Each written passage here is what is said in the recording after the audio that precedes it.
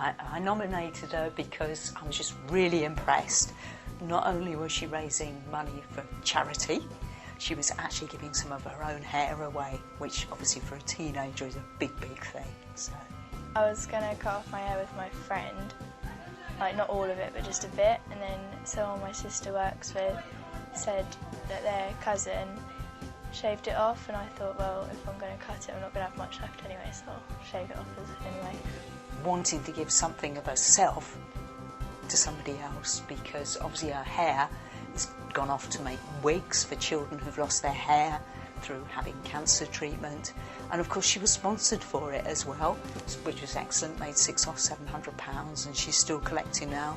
She's also raised awareness, which is great, and a good role model amongst her peers. I kept wanting to reach around and get my hair, and it felt like it should have been there, but it wasn't. Well, she is a Parliament rep, and others will look up to her and will join in with the fundraising, so a real good one to follow. My mum was really supportive. My granddad, I told him on the phone, and he really loved my hair, and he said, no, you're not, and he was getting a bit upset about it, and he was really upset for a little while, but then when I had it done, he was alright with it.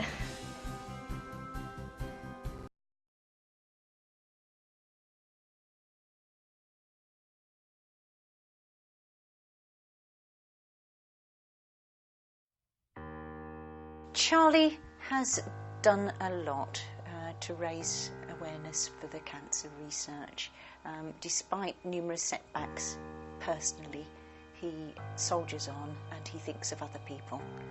I'm passionate about raising awareness for cancer research because I feel that some people don't really have the confidence to speak up in front of a crowd of people and share what they've experienced, and it seems that someone has to do it, and I seem to be the one. I got involved in the Stand Up to Cancer campaign through cancer research, who were looking for people who had done things for cancer research before, so that can include talks, speeches or fundraising, or even the Race for Life, which they do, where men and both women walk, run or cycle to raise money.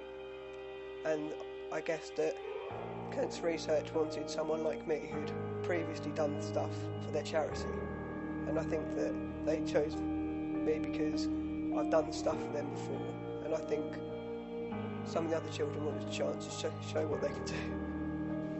Well, I was first diagnosed in 2005 with medbullosarcoma, which is a type of cancer that affects around 50 children in the UK a year, and the tumour was actually removed on the 5th of May 2005, and I experienced 6 weeks of radiotherapy twice a day, and that was experimental line during 2005, where I was one of the very few children to actually start that process, and that was followed by a year of chemotherapy where I was attached to a drip, and obviously had numerous MRI scans and a yearly checkup. But a few years ago I got the all clear, which was amazing news. And then I just think, you have one chance at life, don't ruin it. So it's kind of, being in hospital for such a long time makes you think that you want to get back and you want to do the best you can be. Never give up. He never has done, and I don't think he ever will, but he's got real grit. Never give up.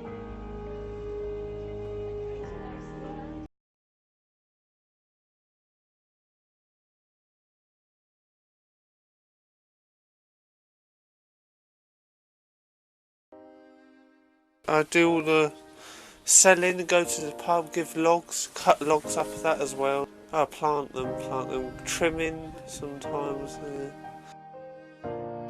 We do a lot of good for our kids. We are consistent, try and sort out their problems and steer them in the right direction. I do design and technology and trade skills, including horticulture, vehicle maintenance on our car fleet, look after chickens, anything that needs doing practically wise.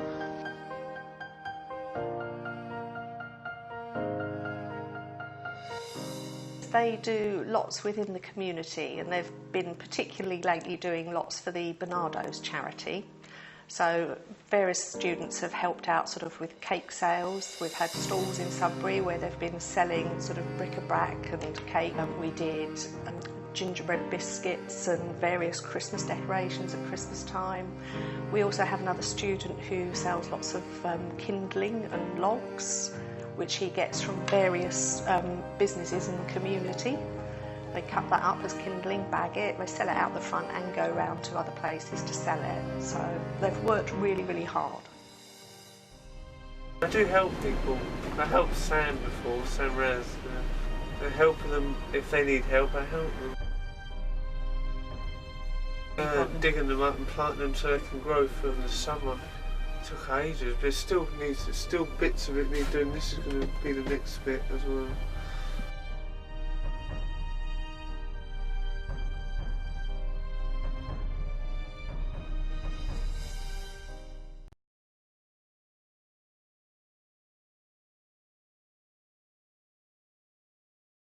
The Shotley Numbers a Good Neighbour scheme commenced its work in April 2005, so we were going nearly 10 years. We provide services of various types, but mainly transport, mainly to the hospital and to the surgery. We don't just do transport, we have a tea gathering in the summer for people who might not get out and meet other people too often, so we do not just the transport, we do try to do other activities in the village. If we think someone is a bit on their own and try to broaden their activities somehow, normally a member of the committee holds the mobile phone, the scheme phone, for a fortnight. People call that number and then the duty officer works through the volunteers to find out who can do that particular task. Well, Richard was nominated for the award in respect of his help for the Shotley Good Neighbours scheme, which he helped set up about 10 years ago now.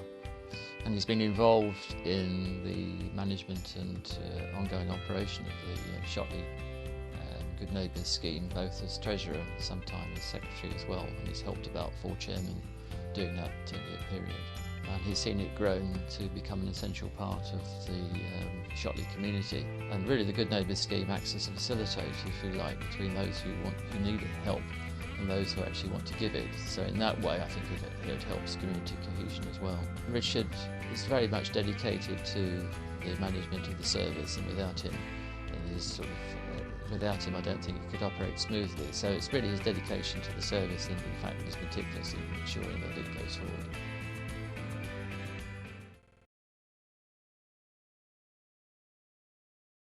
I'm Beryl Holmes and I'm a Home League Secretary. I've belonged to the Salvation Army pretty well all my life. I was educated in the Salvation Army, or christened as they say in church. My parents were Salvationists. When I was about 37, they asked me if I would take on the position of Home League Secretary. Home League Secretary always seemed to get the job of doing the catering, and so that sort of started us off on catering, and we used to do all sorts. But in 1984, one year, I've got a book at home with most of it in, but one year we raised £1,500. Hello, I'm Doreen Twitchett. I'm a parish councillor and I nominated Beryl for the Community Achievement Award. I've known Beryl since probably when I was a young girl, about 12, well, I've known her over 50 years now anyway, and I've known about the work that she's done in the village all that time. She's run the Home League now for almost 50 years, and she started up the Parent and Toddler Group, which is running today, and she does the Luncheon Club on a Monday, where they cook meals for probably, I think, about 20 ladies and gentlemen that come in. They have a 3-course lunch on a Monday for £5, which I think they all enjoy. Often we've seen her helping up the village hall. She's does some quiet work in the kitchen up there, helping out when there's different things going on there. There's the Toddler Club, which is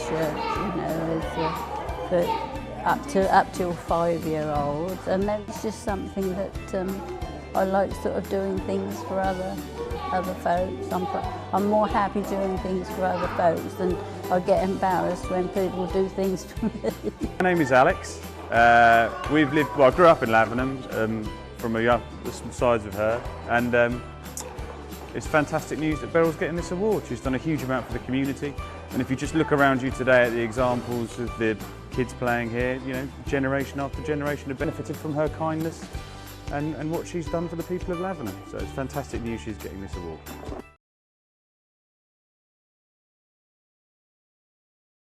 Well, I nominated Rita for the award because I realised this was going to be the last year that Rita was chair of our Homeschool Association. And when we started to talk, those of us that know the work that she does very well, about all of the changes and all of the wonderful things she'd done, we felt it was really important to recognise that, particularly as everything she has done has been as a volunteer. What prompted me to become chair of the Homeschool Association was the fact that I'd worked previously for 18 years in London, and we'd moved up here, I'd had children, didn't really know anyone within the community, and I was at a meeting and suddenly got nominated as chair for the Homeschool Association. She's constantly analysed how things work, always sought to think of new ideas, tweak the old ones to make them better and to improve them. Every time she does something, she will analyse and find out why, what worked, what didn't work, how things can be improved. And each year we put £1,500 into the school to buy new books so the children can take those books home and enjoy them. We've had the Maasai Warriors come in for demonstrations for all the children to see, puppet shows, authors have come in to give talks. We've supported whole school maths days and science days where the whole school gets involved. We've provided cookers, again, so the children have these experiences. They are encouraged to come up with ideas for stalls. They have to run that stall as a little business, they have to do business plans, and then the money that they raised, which last year was around £500 for 1 year for 2 classes, that was the profit figure that they made, coming up with their own ideas. That goes back into the children.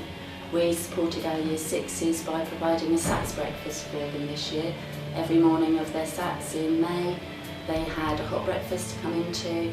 It helped relax them before the exams. We knew they'd had a good meal, and it just builds the community here.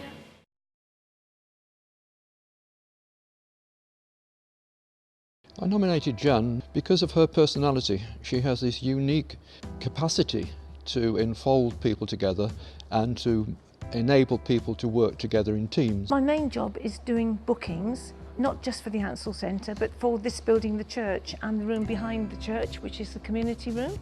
And we have, I think there's footfalls about 1,000 people a week that use the premises, all sorts of community groups. So that's the main thing I do. But also we have got a charity called the Ansell Community Centre Charity, and we run a cinema and 2 lunch clubs. And she is, if you like, the glue that binds the community together.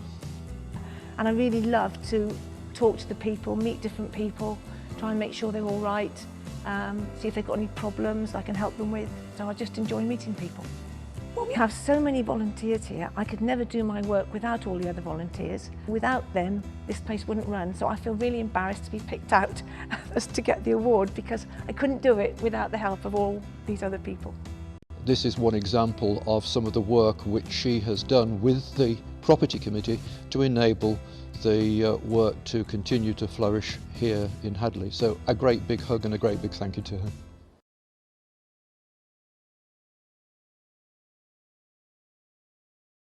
For hobbies, I play carpet bowls, and I've also been on the parish council since early 80s. I've actually done about 25 years with a break in the middle, and I've been 10 years as chairman of the parish council. You know, we've done various fundraising with the Carpet Bowls Club over the years, and we've raised nearly £21,000 for various charities. I nominated Chris for this award because he really deserves it. He's the best thing in his village. He works so hard for everybody's benefit. It's not just for himself, but for the whole of the community. We started up Community Speed Watch with a small team of us operate the speed gun.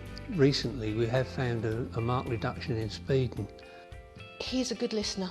He's a very approachable person. So if there are problems in the village, we all know to go to Chris. We cut all the village grass, keep that down. We often have to sweep up the pavements, cut a few hedges. He's such a good team leader, and he's so good at organising things. I think that helps to gel the village. With a good team behind me, for several years we ran a charity bowls match, and we managed to raise over a few years nearly £21,000. It's a happy place to live, a place I'd never want to leave.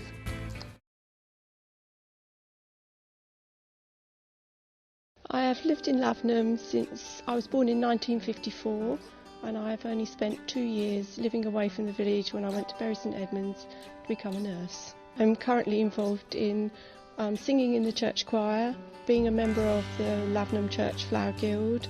I'm on the Charities Commission for the almshouses. I am treasurer of the British Legion Women's Section. I am Poppy Appeal organiser for the village, including Brettenham, Brent Ely and Thorpe. With the church, there's always fundraising to be done because it demands a lot of money to run this church. Every week, I think it costs about £1,100 a week to run.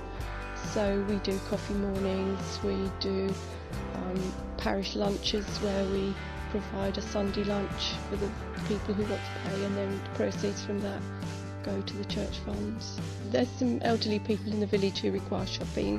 I'm not part of the neighbourhood scheme, but I just go and visit the elderly and do some shopping for some of the elderly.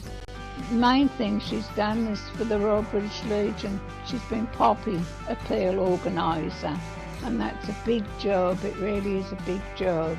She has to arrange where the collecting boxes go, who are the collectors. Over the years, probably about 30,000 for the church, but not just me, other people as well. And the Poppy Appeal, probably about 50,000 over the 12 years that I've been doing it. I will continue to do it for as long as they need me to do it.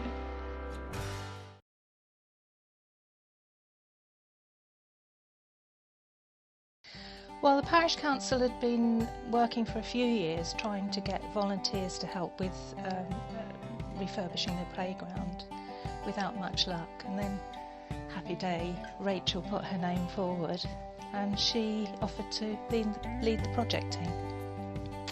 Well, the parish council had a certain amount of funding that was available to develop the playground in Neyland, which was a bit tired. It hadn't had anything done to it for 30 years, so they asked for a volunteer to lead the project, to raise some extra funds to put some new equipment in the playground. The playground was quite dated. It was last refurbished in the 80s, and we wanted something more exciting to cover a wider age group.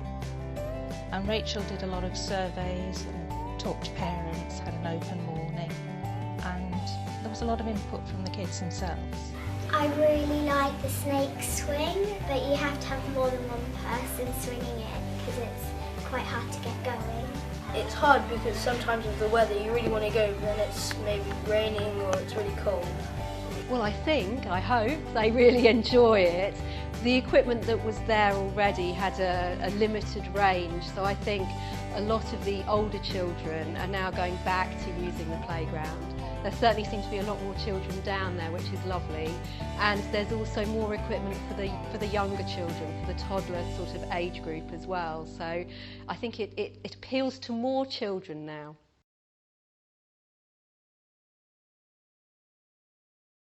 Gwen has been a resident in the village for nearly 40 years now with her family, and over that time has been involved in so many aspects, playgroup, church, school. It's all gone on so quietly, so freely, without anybody really knowing that she does it. And we as a parish council, and me particularly as an individual, but you know, the rest of my council is very supportive of that, felt that Gwen deserved some recognition for that outside what we can do within the village ourselves. You sorted out the draw prizes, so you had right away for those. You had to make sure the draw tickets were printed. You had to make sure you had all the cups for the flower show. Gwen is just one of those people that is ever present, and I think always got an ear to listen to what you've got to say. It's a case of people getting to know you, and they come up and ask you very nicely, would you think about it? And they give you time to think about it. And then they say, oh Gwen, you know, have you decided? Just have a go, just see what it's like. Gwen is one of those people that goes about what she does very quietly, without interfering in what anybody does or wants, but everybody always knows that Gwen is there, for whatever purpose it might be. If you want to talk to Gwen, she's there, you can talk to Gwen. She's a good confidant, she's got a lot of experience across a number of things, and she just is such a wonderful person, giving of her time so freely, and we all love her.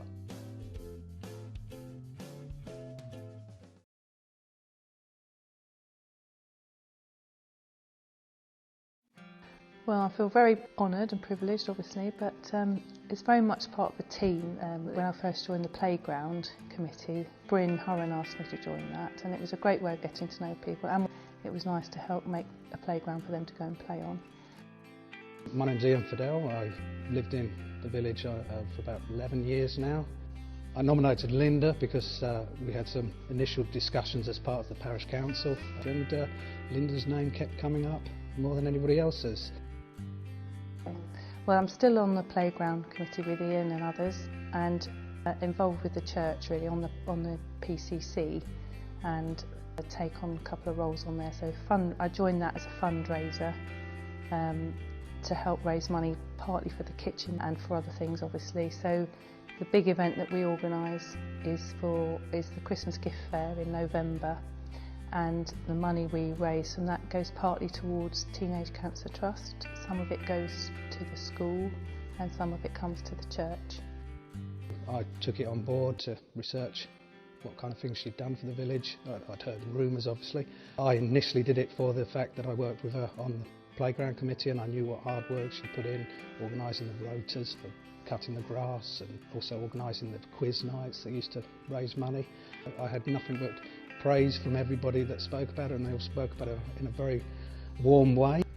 The type of people that now live in villages, that kind of village spirit is not how it used to be, but it's people like Linda that keep that going as far as I'm concerned.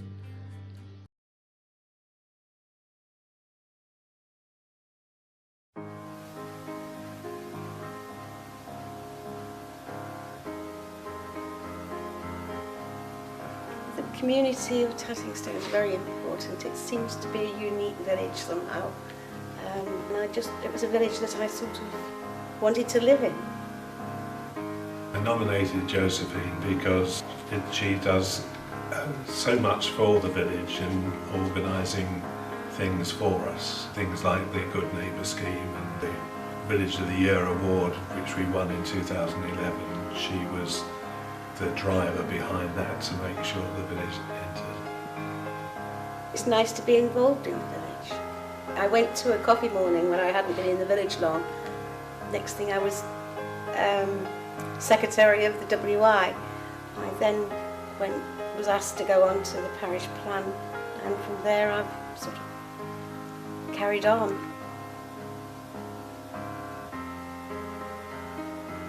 Best qualities, I think, are her ability to organise people and her enthusiasm for getting things done and doing them properly, and to talk to people, to act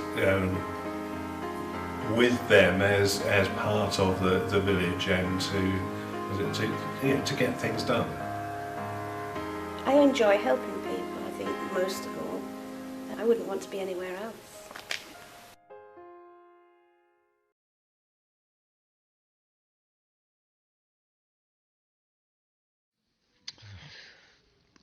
Don't really know where to start, do you? It goes back before Help for Heroes. He is so passionate in what he does. He makes sure everybody remembers what happened. all these were local lads, and he's worked so hard to ensure that their memories stays alive, and I think that's so important. He started with the personnel who died in the Second World War, and he published them in our local community news for many, many years. So he started it well before the national interest in the Great War project. I used to phone up people that worked for my company, you know, who subcontracted to my company, and say to them, look, can you give us 100 quid? He has worked with the Town Council updating the names on the War Memorial, and in fact adding the name of Sergeant Sharon Elliott to the War Memorial.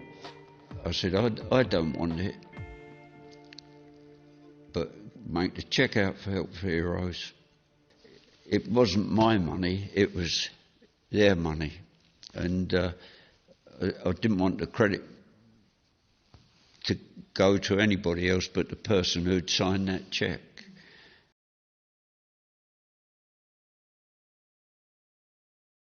Her tireless work in raising money and awareness for the playground, which is now situated outside where we're currently sitting. She worked for many, many months and worked very, very hard in galvanising many villagers, grandparents, parents and children for fundraising, and finally raised over £40,000 to actually get the money for the playground, which we now have today, which is a fantastic achievement. It all started off when I became a parish councillor. There was a lot of filling in of forms for grants and things like that. I had good advice from people at Babergh who explained the fact that we had sort of a little pot of money starting off from local sources that started off, showed people's interest in the project and people's desire to have a playground, and it would stand us in good stead for a lot of fundraising through grants and other money like that. Yeah, she's very skillful at bringing everybody on board to achieve an end result. She's got a lot of organisational skills as well, but mainly a huge amount of drive and passion to see a project through to its successful conclusion.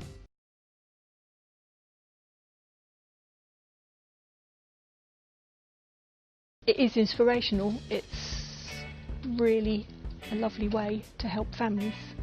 I've just always been impressed with Penny's drive and enthusiasm. Without fundraising, we wouldn't have enough money to continue. It's as simple as that. We only get part paid through the council, and the rest is fundraising, so it plays a vital part. I've been on the fundraising committee with Penny for a couple of years, and she's so committed. I know she loses sleep over obtaining raffle prizes and auction items and selling tickets, and it's hard going sometimes on the fundraising committee. Penny is enthusiastic, she's very bouncy, she's got a lot of energy. She's just quite a bright, cheerful person who's totally committed. When I leave them, they say, we can't bear to think that we won't see you again. Or my present family last week, the dad said, you're one of the nicest people that I know. And I think I've obviously made an impact, but sometimes you can't see it until after you've left.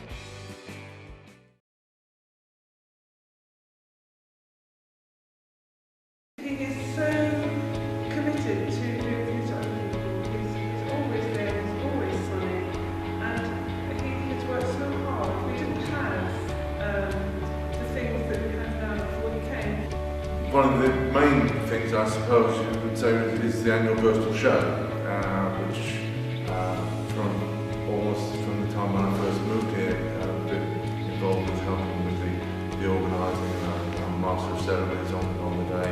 It's a traditional village show which has been going on for 62 years now. When I lived here for so many years, we didn't have quizzes in the village, we didn't have reviews, things like that, and we didn't have a funny man dressing up for the MC for the flower show, and he's just, you only get out what you put in, and Keith puts a lot in.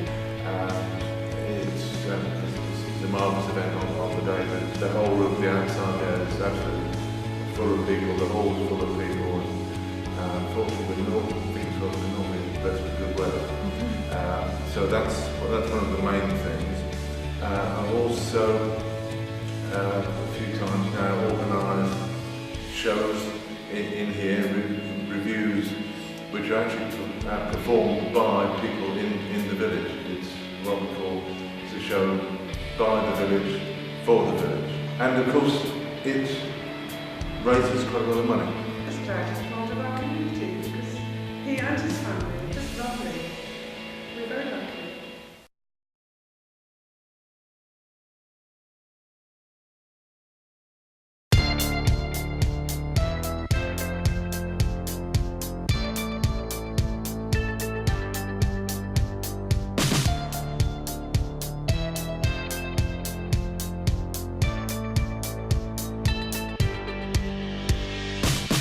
Well, the club was started 5 years ago by Sue Longhurst and Babergh District Council. Peter, who's the head coach, came to me and said, you know, really, if the club was to continue, we needed to form a committee. And that I was to be chairman and so forth, so I agreed to it.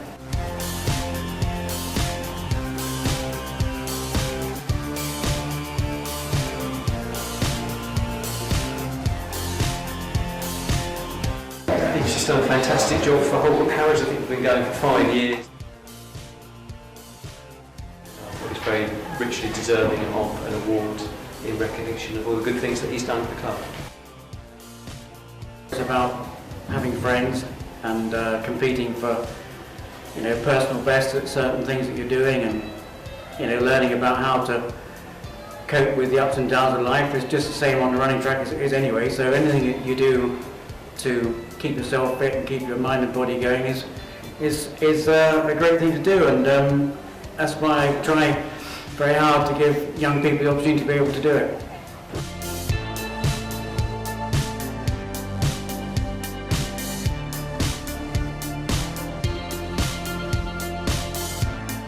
It's got to keep going, because I think we'll struggle without him. Just keep doing what you're doing.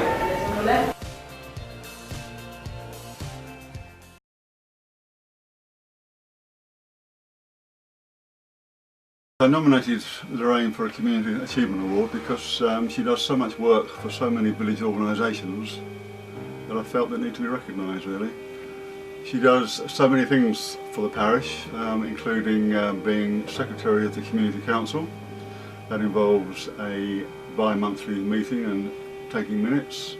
As part of the Community Council, we have a Community Times, again a bi-monthly publication, which Lorraine does, which is an A4 booklet, which is really widely read and is used as a Bible in the village, I think, because it contains so much information. Lorraine also does an annual calendar with a team, so that means getting in photographs from people in the village, having an afternoon or a day where they have a little competition to pick the best 12, and that's put into a calendar that comes out at the end of the year. And that's quite a good fundraiser. This year I think it made £700. I'd like to thank her for all these things that she does. They're vital to Neyland. They really help to make it such a thriving village, and I really hope and need her to carry on doing all these good things.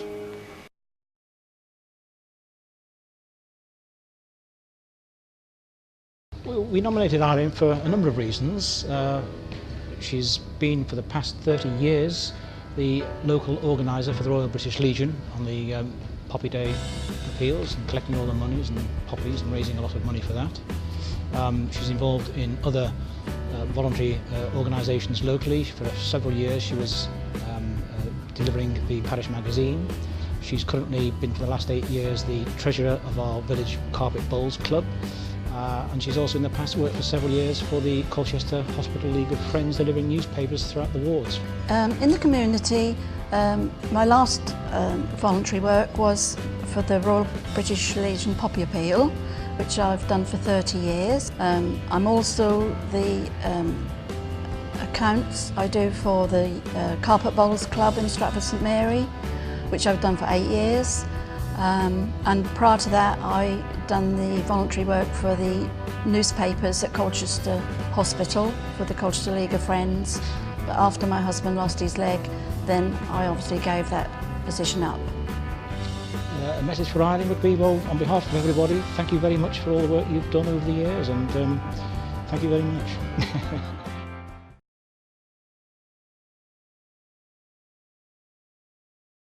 Liz and Ray do so much for the village. Basically, they help run the bar here on a Friday night. I think it was a case of if I didn't do it, then nobody else would. And then once you've volunteered for one thing, it just snowballs, and you're volunteered for lots of other things. I volunteered for the bar because about 10 years ago there was a lady called Christine Del Corral, and she thought that would be nice to have a social evening as we'd lost the pub. So we used to come up on a Friday evening, bring our own drinks and have a chat and have a real lovely social evening.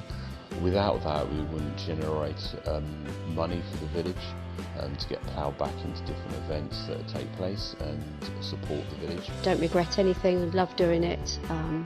It's become a big part of our life.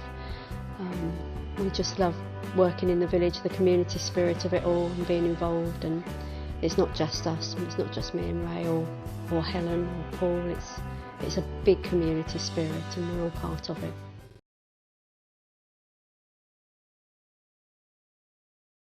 The group has been set up as a means by which members of the community can volunteer their time to work with partnership with the police to improve quality of life and crime, maybe low-level crime, antisocial behaviour, but also to act as a community liaison link between residents and the police. My involvement with Street Watch scheme has gone back a few years as part of the community engagement we have here, looking at addressing local priorities that are raised through the community meetings that we have. The scheme goes back to 2011, so it's been going for a few years. There's 3 schemes within Babergh now. We have a scheme at Hadley, Sudbury and Great Cornard, and those schemes are quite well established. We provide a community-friendly face on the streets. We go out and we patrol around the streets, and we also go into shops. We don't tackle anybody. We just literally are the eyes, and if we see something that is wrong, then we phone the police. I like it because I feel that elderly people that are inside can see us from outside, so it keeps them feeling safe. So that's the reason why I do it. We talk to the young people, try and get them interested in possibly other things, going to other clubs, trying to show them and tell them where the other clubs are. What I get out of it personally is just feeling that the town is secure.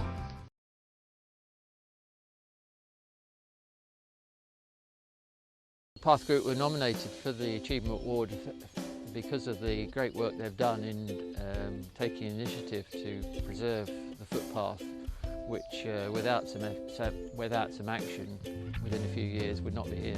That's the Shotley Footpath Renovation Group, known locally as the Footpath Group, so I'll just use that.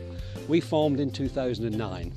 And we were a working group that worked for the parish council to try to install erosion protection down here at Shotley Gates. Every year we lost more and more of this woodland, and at the top of the woodland we've got houses, we've got footpaths crisscrossed through the wood, so we're losing a valuable amenity. What the group has achieved so far, working with the parish council of course, is to look after 7 acres of woodland and 50 acres of mudflats. We've created a space that can be enjoyed with new footpaths that we've reopened.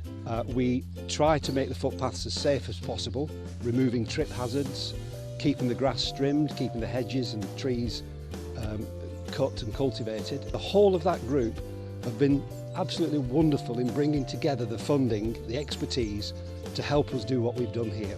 So my main message to them is well done chaps, and carry on, and I think you thoroughly deserve the award that you've been given.